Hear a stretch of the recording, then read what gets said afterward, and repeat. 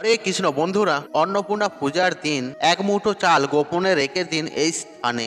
এর ফলে আপনার জীবনে কখনো অন্ন, বস্ত্র, বাসস্থানের অভাব ঘটবে না এবং কি আপনার পরিবার থেকে সমস্ত রকমের রোগ, জ্বালা, যন্ত্রণা এবং কি ঘরের সমস্ত রকম বাস্তু দোষ দূর হবে। বন্ধুরা, নতুন বছরে নতুন অর্থ ও সৌভাগ্যে ভরে উঠবেন এবং কি পরিবারের প্রত্যেকেরই মঙ্গল হবে।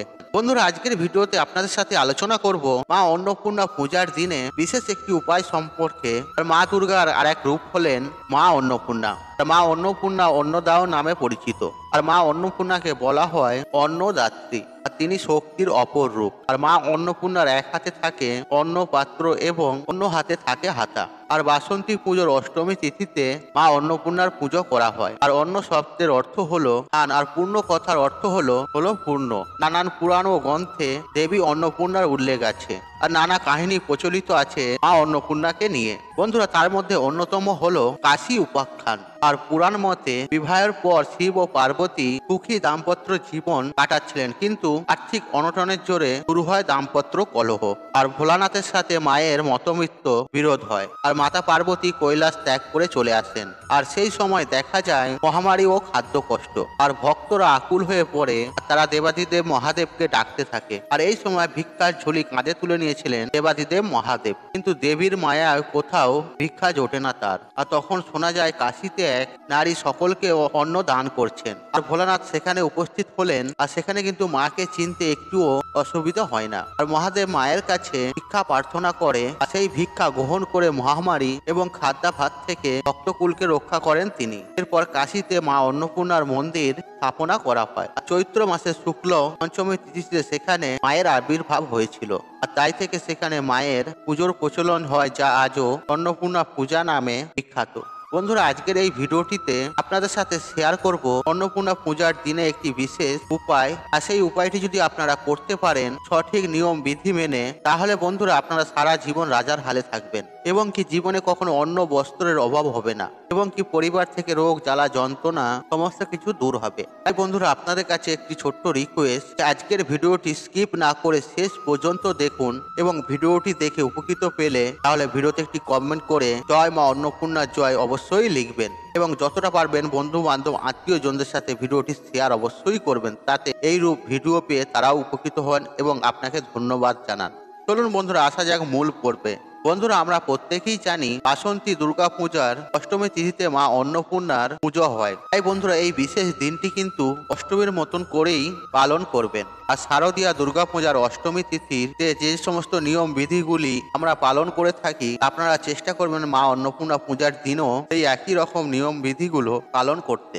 মা অন্নপূর্ণা হলেন অন্নদাত্রী দেবী। তাই বন্ধুরা, এই বিশেষ দিনে এই উপায়টি করার সাথে সাথে কিছু নিয়ম বিধি আপনাকে অবশ্যই পালন করতে হবে। বন্ধুরা, প্রথমেই বলবো, যদি আপনার বাড়িতে মা অন্নপূর্ণার কোনো আলেখ্য থাকে, দেবাদিদেব মহাদেবের সাথে মহাদেবকে অন্ন দান করছেন, এরকম কোনো একটি যদি আলেখ্য থাকে আপনার বাড়িতে, তাহলে সেখানে দেবী মাতার পুজো অবশ্যই করে নেবেন। আর যদি না থাকে, আপনার ঠাকুরের মাতৃশক্তির যে কোনো আলেখ্য বা বিগ্রহ থাকে, আর সেখানেই মা অন্নপূর্ণার কে স্মরণ করে পুজো দিয়ে দেবেন। আর যদি তাও না থাকে, দেখবেন আশেপাশে অনেক সময় বাসন্তী দুর্গা পুজোর উৎসব হয়। আর এই অষ্টমী তিথিতে বাসন্তী দুর্গা পূজা, সেখানেও আপনি মা অন্নপূর্ণার কাছে আপনি পুজো দিতে পারেন বা মা দুর্গার বিশেষ পূজা আপনারা এই দিন অন্নপূর্ণা পূজার দিনও দিয়ে আসতে পারেন। বন্ধুরা, এ তো গেল পূজার কথা। এবার বন্ধুরা বলবো আপনাদের সেই বিশেষ উপায়টির কথা। আর এই উপায়টি আপনাদের করতে হবে আপনার যে ঠাকুরের সিংহাসন আছে সেখানে। তার আগে বন্ধুরা, অন্নপূর্ণা পূজার দিন বিশেষ কিছু কাজ, আর সেটি সম্ভব হয় যদি, তাহলে আপনি অবশ্যই করবেন। আর প্রথম হচ্ছে, এদিন একটি ভুজি সাজাবেন। আর আপনি একটি ঠাকুরের পাত্র নিয়ে নেবেন, তার মধ্যে চাল, ডাল, সবজি এবং কিছুটা নৈবেদ্য বা কিছুটা দক্ষিণা নিয়ে মা অন্নপূর্ণার কাছে নিবেদন করবেন। এরপর এই যে ভুজিটি, সেটি কোনো গরিব অসহায় মানুষকে বা হতদরিদ্র ব্রাহ্মণকে আপনি দান করতে পারেন, বা আপনি কোনো মন্দিরেও দান করতে পারেন, বা আপনি মন্দিরের ব্রাহ্মণকেও দিতে পারেন। আর অন্নপূর্ণা পূজার দিন অন্ন দান করা অত্যন্ত ভালো। আর যদি সম্ভব হয়, আপনি খিচুড়ি বানিয়ে আপনি গরিব অসহায় মানুষকে সেই দিন খাওয়াতে পারেন। আর যদি আপনার পক্ষে এগুলো সম্ভব হয়, তাহলে আপনি এগুলি করবেন। দেখবেন মা অন্নপূর্ণার আশীর্বাদ কিন্তু সদা সর্বদাই আপনার পরিবারের উপরে থাকবে। বন্ধুরা, মানুষ যতই অর্থ উপার্জন করে নিক, দরকারে কিন্তু অন্যই কাজে লাগে। আর মানুষ টাকা পয়সা উপার্জন করে কেন? যাতে সে তার জীবনযাত্রা অত্যন্ত ভালোভাবে কাটাতে পারে, তার অন্ন বস্ত্র বাসস্থানের অভাব না হয় এবং কি তার শরীর স্বাস্থ্য যেন ভালো থাকে। যদি সেই সমস্ত কিছু ঠিক মতো ভাবে না হয় তাহলে তাহলে অর্থ উপার্জন কিন্তু একেবারেই বেকার। আর মানুষ যদি সুস্থ না থাকে তাহলে তাহলে সে অর্থ নিয়ে কি করবে? তাই বন্ধুরা, খাদ্যে কিন্তু হেলাফেলা করা উচিত নয় একেবারে।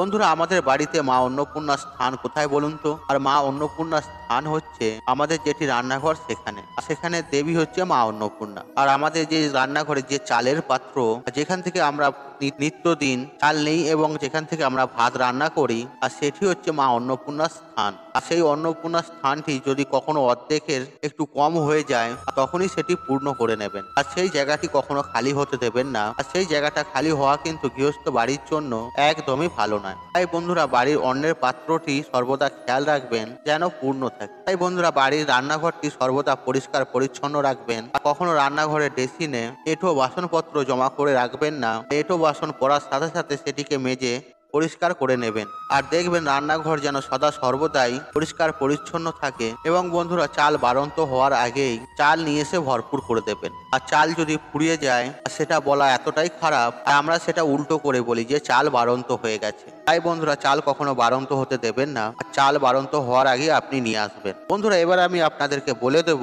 সেই বিশেষ উপায়টি। আর সেটি আপনারা করবেন আপনাদের ঠাকুর ঘরে। তার আগে কিন্তু ঠাকুর ঘরটি অত্যন্ত ভালোভাবে পরিষ্কার পরিচ্ছন্ন করে নেবেন। তাই বন্ধুরা, আমি আগেই বলেছি আপনাদের এই দিনটি অষ্টমী তিথি, শারদীয়া দুর্গাপূজার অষ্টমী তিথি আমরা যেভাবে কাটাই আর সেইভাবে কাটানোর চেষ্টা করবেন। বিশেষ করে বাড়ির যারা মায়েরা বোনেরা আছেন, তারা বিশেষ করে এই কাজটি অবশ্যই করবেন। আর সেদিন সকাল সকাল ঘুম থেকে উঠে স্নান পর্ব সেরে শুদ্ধ বস্ত্র পরে আর বস্ত্র ও মস্তকে গঙ্গা জল ছিটিয়ে নেবেন। তারপরে ঠাকুর ঘরে আসবেন। আর যদি আপনার বাড়িতে মা অন্নপূর্ণার আলেখ্য থাকে তাহলে তো আপনি পূজা দেবেনই।